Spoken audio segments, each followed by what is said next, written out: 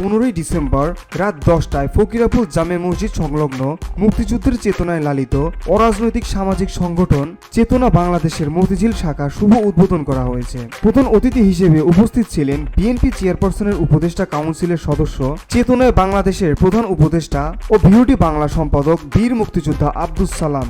বিশেষ অতিথি হিসেবে উপস্থিত ছিলেন চেতনায় বাংলাদেশ সংগঠনের কেন্দ্রীয় প্রতিষ্ঠাকালীন সভাপতি ও ভিওটি বাংলা মিডিয়া গ্রুপের ব্যবস্থাপনা পরিচালক ইঞ্জিনিয়ার ফয়সাল সালাম।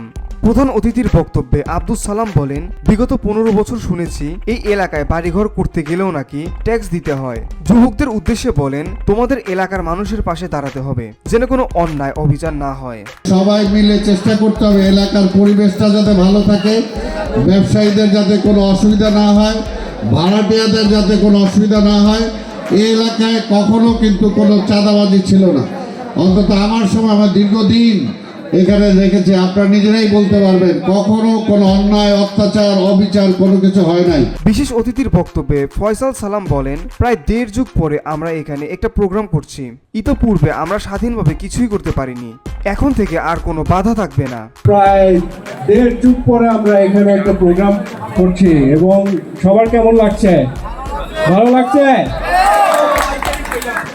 আমার তো অনেক ভালো লাগছে সবাইকে দেখে এখানে, এবং আমরা যে একটা স্বাধীনভাবে এই প্রোগ্রামটা করতে পারছি, এটা আমার আসলেই খুব ভালো লাগছে বাংলাদেশে।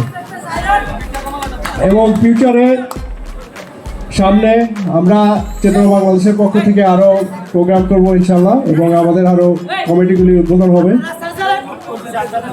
সবার কাছে আমরা দোয়া চাচ্ছি, আমরা চেতনা বাংলাদেশ একটা অরাজনৈতিক সামাজিক সংগঠন, আমরা মানুষের জন্য এগিয়ে আসতে পারি এবং কাজ করতে পারি সবার জন্য। আপনারা সবাই দোয়া করবেন আমাদের জন্য। পরবর্তীতে সাংস্কৃতিক অনুষ্ঠানের আয়োজন করেন চেতনায় বাংলাদেশ নামে অরাজনৈতিক এই সংগঠনটি। ভিওটি বাংলা নিউজ ডেস্ক।